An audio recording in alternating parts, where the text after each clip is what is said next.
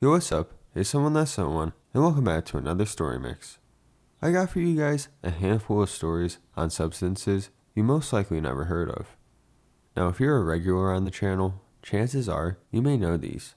But for anyone new, or anyone who hasn't seen all the content, here's some obscure substances you probably never heard of.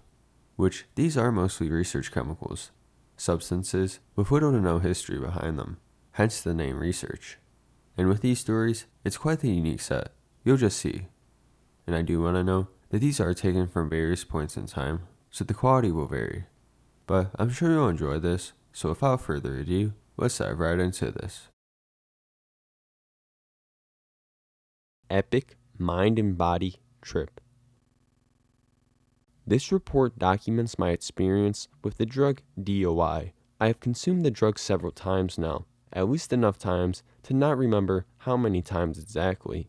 The drug is said to be similar to LSD, the world standard in hallucinogenic drugs, although is reported to have a heavier body weight, which I think means that I can feel the presence of my body and internal organs and can feel my body's weight more than on other substances.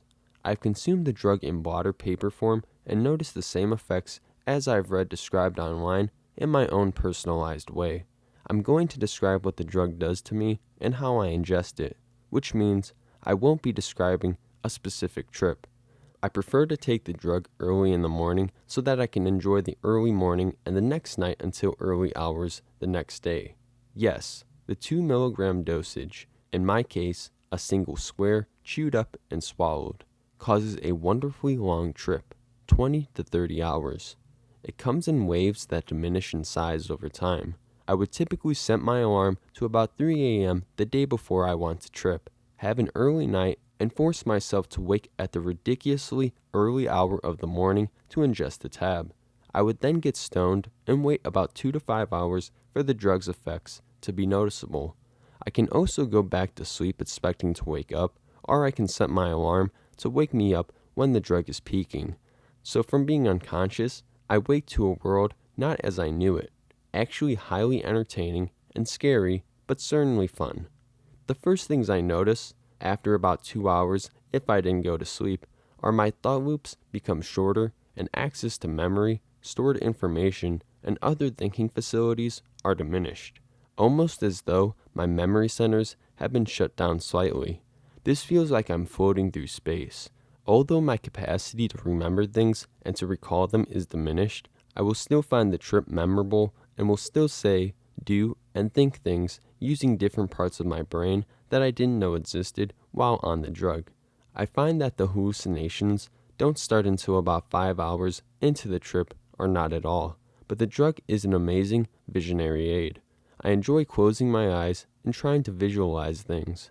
Mainly, I will just feel as though I am out of my body, observing the world in a new way. The next thing I will notice is that my insides are accompanied by feelings of nausea. I find this side effect a little disturbing. I can feel my intestines churning and my heart seems to be being pinched in my chest. I would say this drug causes some changes to happen in digestion, a slightly diminished appetite, and it possibly causes my heart to be overworked or my blood to be thickened.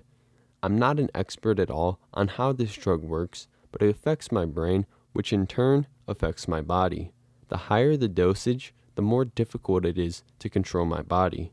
I may urinate myself or defecate unexpectedly, although often a fear of this happening can ruin my trip.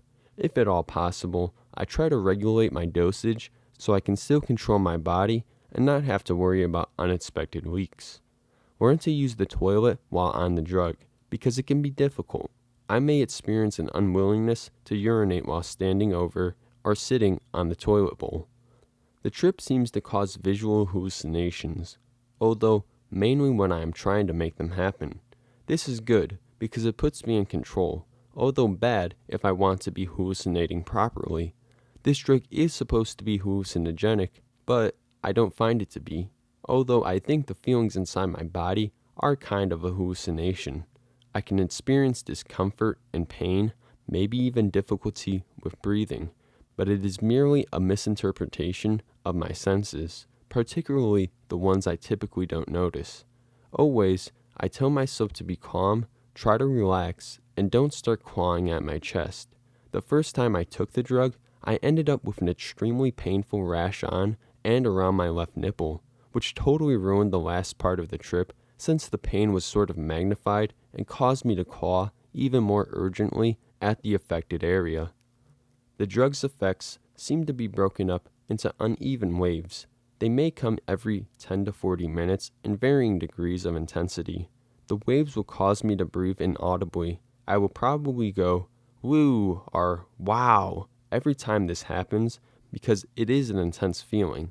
A feeling of nausea, which may actually cause me to vomit at higher dosages, and anxiety, hopefully accompanied by pleasant, euphoric feelings or hallucinations. After about 7 hours, the effects will be noticeably more intense or starting to diminish. The waves will be different and mainly less intense. Once I start feeling bored, if that happens, and if I don't start to get sick of the feeling, I smoke some weed. The trip will become almost psychotic in nature. My thoughts will spiral out of control. Closed-eye hallucination and visual static will be prevalent, and the waves will be accompanied by weed hallucinations, which are both wonderful and horrible. After the 12-hour mark, I can expect the trip to continue for another 10 or more hours, and then I can probably sleep the rest of the trip off. As with other synthetic amphetamines, I will find it hard to sleep, as much as my body seems to crave it. Trying to clear my head and feel hypnotized, I lay as still as possible since the DOI will be trying to make me writhe around in my bed, which will keep me awake. When I do finally sleep, I may have some interesting dreams or merely wake up the next day or in a few hours feeling that the drug has worn off. I think that sleep deprivation intensifies the drug's effects, and once I sleep, that turns off most of the effects and turns my brain back around to normal. I'm not sure how it works, but that is what I found. I try to stay awake for the whole trip, using weed to make it more interesting. I haven't experimented with higher doses yet, since I don't want to lose too much control of my body and end up urinating myself or worse. In conclusion, I would say this drug is very interesting. I like the way it comes in waves and the fact that weed can be used to intensify both the weed's and the DOI's effects, but it is possibly a very dangerous drug, so be careful. What Adderall aspires to be. First and foremost, this stuff up the nose hurts like a motherfucker. If 4FA is a 10 out of 10 on the pain scale, which it is, then I put 2-MMC around an 8 to an 8.5 out of 10. That said, the burn subsides within a minute or two. The drip is surprisingly not terrible. Kinda tastes like Adderall, but not quite as sweet. I've got experience with a couple cathinones and plenty of amps and phenidates, so I make a few comparisons in this report. Start. Just insufflated 75 milligrams of 2-MMC. 20 minutes in. Feeling great. The euphoria and motivation to work are pretty comparable to maybe 30 milligrams of IR Adderall insufflated. Here in about 10 minutes, I think I'm going to snort another 50 milligrams to get a more accurate feeling of what 2-MMC has to offer. 24 minutes in. Just checked my heart rate and I'm rocking about 106 beats per minute. Pretty mild, honestly. 38 minutes in. Alright, 75 milligrams more up the nose. Fuck, this shit hurts. Crying like a bitch from the pain, LOL. 45 minutes in. Second rush is hitting. Feeling really damn good right now. I don't have any schoolwork due, but I know that if I started working on something right now, I would be 100% invested in it. What's really nice is the euphoria isn't at all distracting, so I can work and feel great at the same time. This is in contrast to Adderall, where the euphoria is usually too distracting to get any actual work done, even though I have the focus. Goddamn, I'm fucking flying. Oh, also, I'm sweating a bit, but it's pretty standard stim sweat. Unlike something like APHP, where I'm sweating and my sweat smells vile. 60 minutes in. Took my heart rate again after I made sure the second dose hit. Still sitting at 106 beats per minute exactly. Kinda odd, but I'm not complaining. I don't know why this substance isn't more popular. Depending on how the come down is, This may be very well my new favorite non-SRA cathinone. Music enhancement is awesome on this stuff. That's across all speeds and genres of music too. Grindcore sounds just as good as really spacey Xan rap, which sounds just as good as footwork/juke. Just an overall higher appreciation for music. 120 minutes in. Effects are beginning to weaken, but I'm definitely still enjoying myself. Nothing major to report. 180 minutes in. Here's where the come down happened. It was, overall, extremely smooth and gentle. There wasn't a crash, rather a gradual return to sobriety. Appetite has returned, so I decided to eat a turkey sandwich with a glass of cranberry juice. Gotta get that vitamin C. Later that night, sleep came without struggle. I didn't toss and turn all night and felt completely fine after waking up. Overall, 2-MMC is definitely a worthwhile cathinone. It offers great euphoria that isn't distracting, while also giving plenty of focus and motivation to get shit done. What I got was a sample, but I'll definitely be ordering more. Postscript. I forgot to mention in my report that I did attempt vaporization at one point. Here's a really quick rundown. Load 25 milligrams into meth pipe, inhale, the rush is instant, and it's nice. The euphoria isn't overwhelming, but definitely enjoyable. This lasts for about 30 minutes before effects subside. Not really a come down to speak of, the effects literally just subsided. It was only one test, so I can't draw any meaningful conclusions, but I'd stick to insufflating the chemical. The effects are much stronger and last much longer, and the rush from vaping is nothing special. RTI 111. September 2016. Substance RTI 111/Dichloropane, analytically confirmed via GC/MS testing. Class/type, cocaine/phenotropine analog, i.e. SDNRI stimulant. Dose/ROA, 50 milligrams total, insulfated 4 to 5 lines staggered over the period of an hour. Subject age/height/body weight, 24 years old, 5'9", 140 pounds. Potential tolerance factors, primary subject, 75 milligrams MDMA insulfated in combination with 150 UG ethelad and 62.5 UG ALD52 about 12 days prior, and 2 moderate doses of other SRAs not too far back, 2 to 4 weeks, as well as 2 failed oral trials of RTI 111 at 30 milligrams the week prior. To be documented. Partial NT depletion/imbalance and corresponding stimulant tolerance suspected. Secondary subjects, none. Relevant usage history/experience, primary subject. Primary subject is not a regular user of cocaine, with only 3 or 4 experiences lifetime total, the last one over a couple years prior, and an infrequent user of stimulants in general. Out of these, only one of the experiences included material that was determined to be of a purity/quality sufficient to form a basis of characterizing the drug, guesstimated at 70% plus, based on subjective effects and reliability of source. Secondary subjects, generally stimulant/cocaine naive, are sensitive to these sorts of compounds, lowered the doses to 30 to 40 milligrams to account for this. Timeline 2200. First 2 lines insulfated by primary subject. The powder was markedly rough on the nasal passages/sinuses and resulted in the subject having to insulfate in a very controlled fashion, turning his head and cough/sneeze each time to avoid blowing the material away. 2201. First effects noted. Generic stimulant come-up feeling/jitteriness with a markedly subdued rush relative to high-quality cocaine. Possible placebo effect stemming from act of insulfation alone. 2215. Primary characteristics seem to be manifesting at this point. A sense of mild euphoria accompanied by chattiness, but not nearly as smooth, or uplifting or energizing as actual cocaine. Subjects noted that despite having a mild urge to talk/socialize, there was a marked cognitive fog/spaciness that made for what subjectively felt like dull or awkward conversation. 2230. Main effects seem to have fully manifested. Subjects noted a paradoxical effect in which they were both stimulated yet very spaced/monged out and unmotivated to socialize or interact.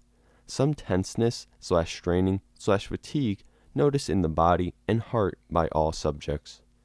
2245. Subjects stopped noting detailed observations of the experience as it seemed to reach its peak, leveled out into a unique, if not particularly comfortable or enjoyable, plateau. 2300. Effects still present but seemed to be dropping off slowly starting at this point. No compulsion or interest in redosing. 2300 to 100. Slow, protracted, and taxing come down observed, reminiscent of coming down off a strong entactogen, yet without any of the corresponding euphoric or pleasurable effects that are known to accompany entactogens. Subjects decided the fatigue/bodily/cardiac discomfort was enough to warrant dosing 1 to 2 milligrams dichloropane, which quickly softened out the edges and put an end to the experiment. Total duration estimate 2 to 3 hours. Notes: this is from what is purported to be the first real batch of RTI-111 to ever hit the market, obtained from a highly reputable source. A sample was sent to a trusted independent third party for testing and analysis to verify its identity, due to the inherent unlikeliness of such a compound to be produced due to the technical and economic factors that would have to go into its production. Edit. Analytical testing via GC/MS received and confirmed to be real RTI-111/dichloropane. This is likely the first time, and potentially any tropan analog, has ever actually been available on the market. This powder is very rough on the nasal passages, but otherwise not horribly painful to insulfate, a la 2CX. Due to how finely particulate the powder is, it is advised to insulfate this compound in a very slow, controlled manner. Notably, this compound has none of the local anesthetic action that the insulfation experience of cocaine is notorious for. Plugging may be a potentially more efficient and a viable route for ingesting this compound. An interesting property that was noted was the reduced compulsion to redose relative to cocaine. Whether this was due to the prolonged come-up and thus an inherent property of the drug's effects, or whether subjects were wary of trying to replicate/chase the classic cocaine euphoria due to the concern of hitting a threshold in which the peripheral effects would be very actively uncomfortable or overwhelming, is as of yet unknown. Subjects noted suggestions of potential cardiac toxicity as well as physical toxicity/strain in general. Though given the unstudied nature of this compound, nothing can be said for certain. Some caution when approaching this substance is advised. There was a moderate hangover noted the day after, reminiscent to what one would feel on a night out on MDMA, but not quite as bad or long-lasting. Considering the impressiveness of the effects overall, the hangover after felt very much disproportionate to its main effects. Conclusion: RTI-111 is a substance that seems to contain elements of both cocaine as well as SRAs like MDMA, potentially due to its known higher affinity for the serotonin reuptake transporter than cocaine, relative to that of dopamine, but in a way that fails to capture the enjoyable effects of either. It possesses some of the subtle, energetic properties of cocaine, but also the sedating/lazy/mongy properties of MDMA and other SRAs, with a noticeably worse PNS to CNS stimulation balance than both. Other than the novelty of potentially being the first legitimate cocaine analog on the market, it was viewed as a rather unremarkable compound/experience by all subjects involved. Notably, it seemed to possess a very poor come-up to come-down ratio, peaking at about 45 minutes to an hour, after which the crash started to immediately develop in an uncomfortable and protracted manner for the next hour or two. Compared to classical cocaine and other stimulants, it offers very little in this experimenter's opinion, unless one is interested in trying to map out the underlying neuropharmacology and its relation to its subjective effects, and would not seek it out again. This experimenter would put it in the same level as second-tier research cathinone and does not expect it to show up on the market again. Personal subjective rating, 6.5 out of 10. Trippy MDMA Adulterant. My girlfriend and I went to a particularly over-commercialized and generally boring festival in Belgium on a whim, because we had some free tickets. There was, however, some pretty good music, especially of the techno/electro genre. As is the custom of my people in such pro-audio situations, we hope to be able to acquire some ecstasy. We find no problem acquiring such substances in our native land, but due to the legality of these things, we thought better than to take some through customs. After asking around in the worst French imaginable, we finally found some. It was very cheap, even for the continent, but we were pleased as we were getting pretty fed up looking. We each took a tablet which had VW car logos on them. After about 30 minutes later, I started coming up, and initially, it felt like some sort of MDMA or related compound. We both felt energized, happy, and excited as hell. It was the first night of the festival, and we had got some ease, so we headed for the nearest dance tent. After about an hour, the rushy effects seemed to die off, and I realized that I was tripping more than anything. I had definitely taken something that was not ecstasy. My girlfriend agreed, but it was quite pleasant. Mild trippy effects visually, and a dull kind of amphetamine rush, but not that strong. So, being of stout heart and mind, we both took another. After that, I felt like I had taken a definite dose. I was disappointed as we had both expected to be all hugs and kisses, but instead, I felt kinda detached from the world and mildly paranoid, but with a wavy, sorta psychedelic feeling. There were never any true visuals, but there were definitely tracers with dull waving effects. We developed an acid-like appreciation for the music. After we realized we had been taken on some sort of trip, we got into a more trippy frame of mind. It was fun, not as much as mushrooms, but I can groove with the general vibes. However, after about half an hour, the energy started to go, and dancing became an effort. After about 3 hours, the effects had practically worn off, with only a mildly trippy and depleted feeling remaining. We went back to our tent and fell asleep very easily. The next day, I felt okay, better than after ecstasy. I wondered what it might have been. I thought at the time that it reminded me of 2CB, but as I have only ever taken that once a long time ago, I wasn't sure. Plus, you never get 2CB in ease. Later the next day, we were hanging around a drug information stand at the festival. My girlfriend managed to translate a leaflet about ecstasy in Belgium. It stated that there was currently a lot of TMA2 going around Belgium being sold as ecstasy. I have never heard much about TMA, but speculated that it could have been what we took.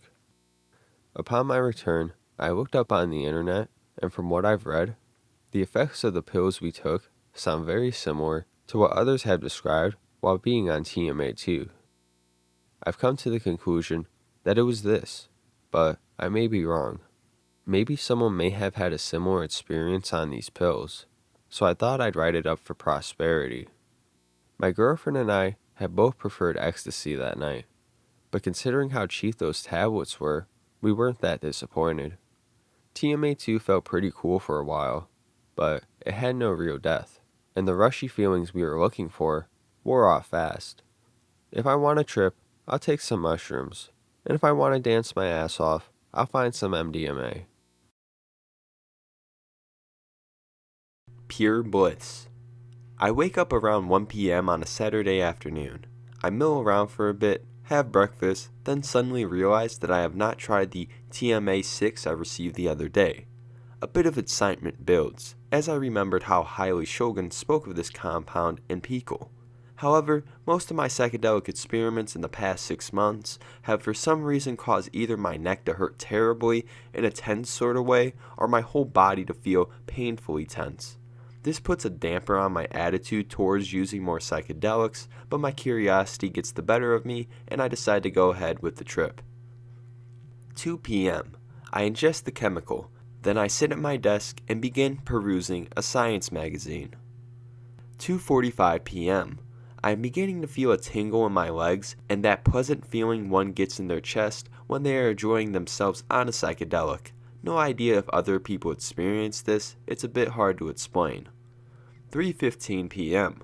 I feel energized and optimistic, similar to the come up of MDMA actually. 4:30 p.m. I pace around my kitchen for 10 minutes, eating raspberries, thinking of how good of a day it is going to be and how excited I am to tell my friends of my experience. I run out of raspberries and message my friend Mark. He gets excited and this energy seems to rub off on me. I feel positively euphoric at this point. 5:15 p.m. It was probably around here that I started peaking. I do not feel any neck or body tension. This is a pleasant surprise. 6 p.m. I begin doing some theoretical work for a project my colleagues and I will begin soon. I get a lot done and enjoy working my mind. 7 p.m. I eat a smaller dinner of French bread and trout. It is delicious, but as usual my appetite is not fully there. Visuals were not at all that strong, akin to the visuals of perhaps 180 UG of LSD. Patterns are not as defined as I have experienced with DOC, DOM, or DOB, more of just a general color change to a pinkish hue and some morphing upon looking at intricate patterns. Listening to music is just as lovely as you would expect. I experienced the typical psychedelic effects on my listening, focusing on small sounds in the backgrounds of songs that I hadn't noticed before, like a second layered vocal tone or a hi-hat, and just in general having the words to every song come to my mind readily as I listen. 8:45 p.m. I sit outside, the light from the sun is almost gone, petting my cat. I feel generally content and satisfied with my current life situation at this point. This generally continues for a few hours until I reach the end of my peak at 11 p.m.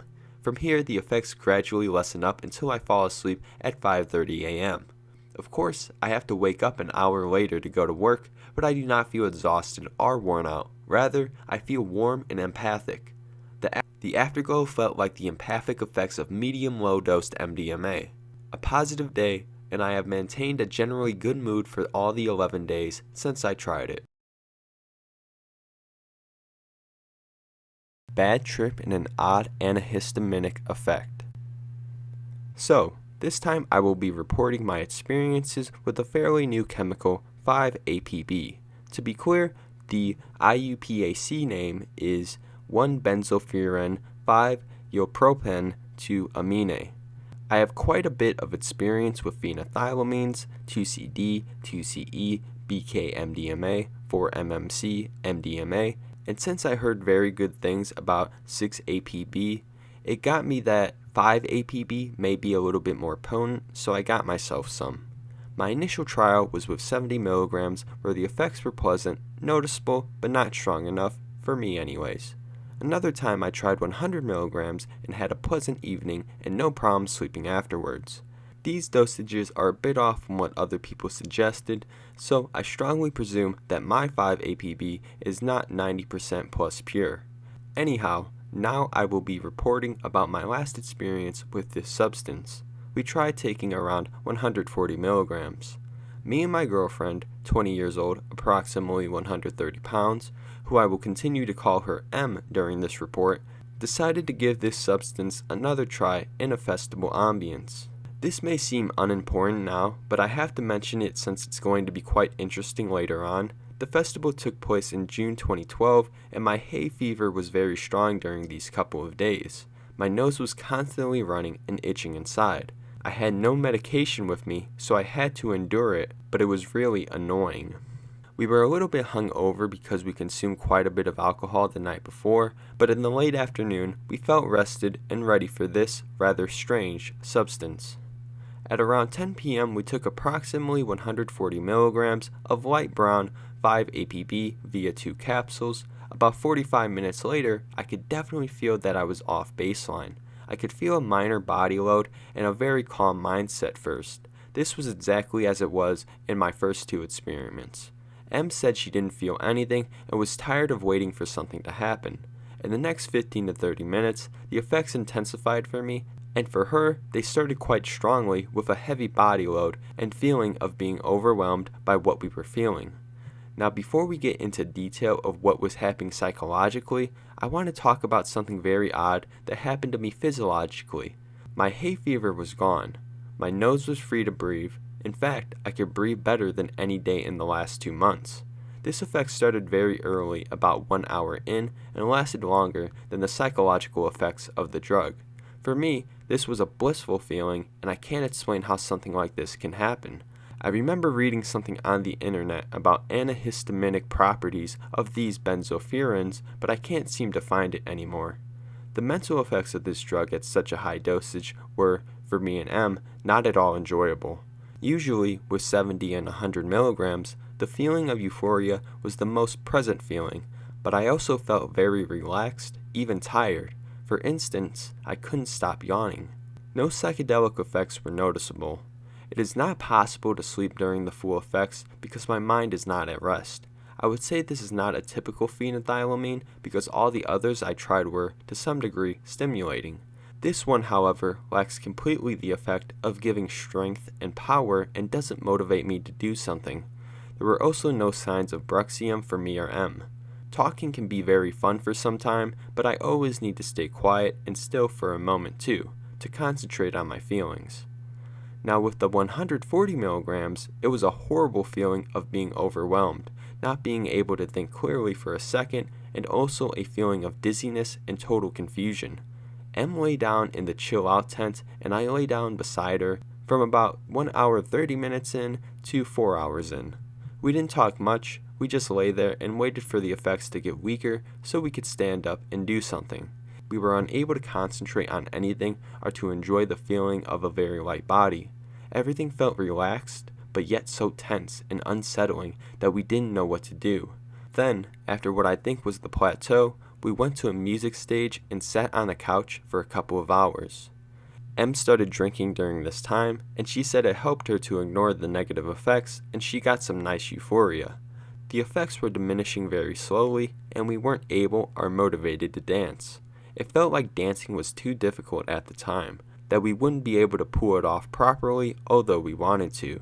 From 7 hours in to 9 hours 30 minutes in, the effects were wearing off completely, and I felt much better.